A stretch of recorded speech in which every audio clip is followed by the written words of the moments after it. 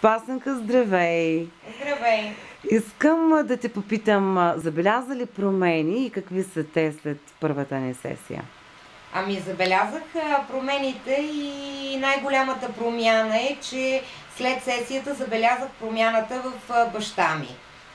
Проблема ми беше такъв, че или съм се страхувала, или съм имала някакви взаимоотношения по-специфични с майка ми и с баща ми.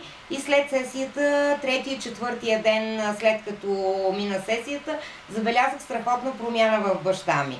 Започна да контактувам по друг начин с него и той с мене съответно. Това какво ти донесе?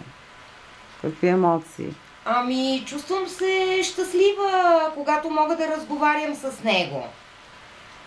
Няма по-хубаво нещо за детето, като се обръща към родителите и те със същата радост да се обръщат към него. Тази взаимност е много хубава. Ами разбрах го след толкова години, че това е най-хубавото и сега ще се опитам по същия начин аз да променя и децата, след като аз съм се променила. Това е чудесно. Благодаря ти.